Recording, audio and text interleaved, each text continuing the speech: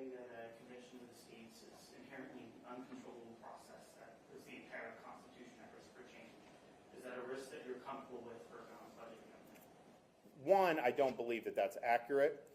Just think, the Founding Fathers put Article 5 in for a reason. Why would they, one, have put a mechanism to undo what they worked so hard in Philadelphia to create? No, they understood that there'd be a time where the governing class was just insulated from the best interests of the country, and that you would need to have some constitutional reform that didn't require the people or the states to go through that same governing class. And I would remind people, the Constitution was created by the states, and the federal government was created by the states, not the other way around. Second, I don't think it will actually come to that, because I really believe history has shown once there's momentum behind this, Congress sees the writing on the wall. I do think they would write an amendment and send it to the states for ratification, because they want to be able to control that amendment. And I think states like Idaho and Florida, if it's a good amendment, we'll be happy to ratify. If they play games with it, I'm not going to amend the Constitution lightly. So I think you're going to do that. And I fully expect it to happen. But let's just say you get 34 and you trigger it.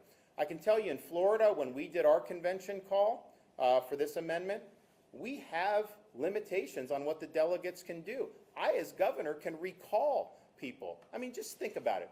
If someone in one of our states got up and for a balanced budget amendment convention and they said, well, we really want to look at reining in the Second Amendment, I would have those people on the plane to Tallahassee before they could even get those words out of their mouth. It would not happen. We've even put criminal penalties in for delegates that go wayward. So I don't think that there's a real risk of that, because you can take appropriate action to ensure that the subject matter at hand is what is debated. But even if somehow all that didn't work out, you need 38 states to ratify any changes to the Constitution.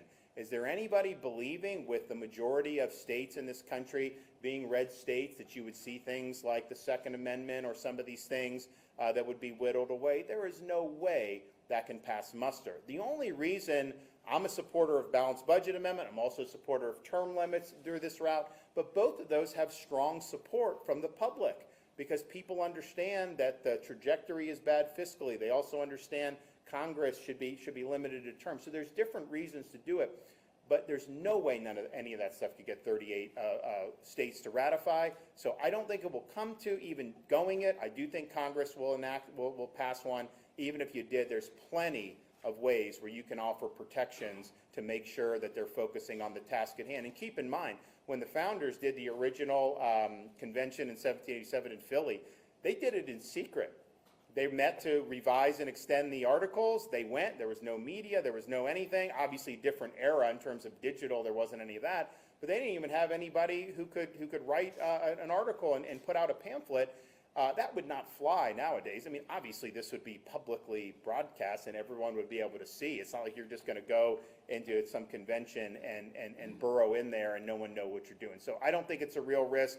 And I think the people that say somehow the whole thing would melt down, they're basically saying that the Founding Fathers were wrong to give the people in the states an ability to restrain the federal Congress. And I don't think they were wrong to do that. I think they understood Congress could be the problem. We met with the legislators earlier, and so you hear a lot of talk about the debt and the fiscal, obviously, as a big problem. You also hear a lot of talk, and I totally agree with this, and I know most of the people in Idaho do, about the growth of the bureaucracy and the administrative state, and how can a bureaucrat be spending tax dollars through USAID to promote transgenderism in Bangladesh? Like, how is that something that could ever be thought of as appropriate? People say it. Even the courts, how judges are issuing these nationwide injunctions to restrain the president from doing really core Article 2 responsibilities, in this case, transporting illegal alien gang members back to their country of origin, or at least El Salvador as a holding area.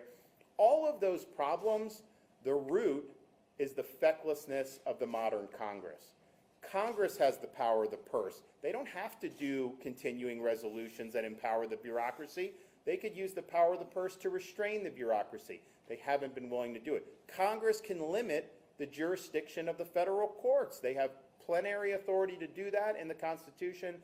They don't do that. I know that they'll complain about when courts do this, but they don't take the action necessary. And then, of course, they've chosen to pile on the debt So I just think Congress, as an institution, particularly over the last 20 years, has really gone off the rails, and I think the founders understood there would be need for the states to step in and offer some reforms. To that point,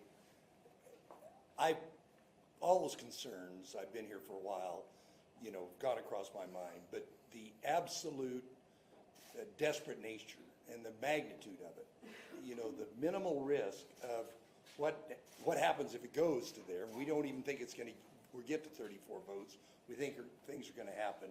There's all those sidebars, all those guardrails we can put on those. But then what's the alternative?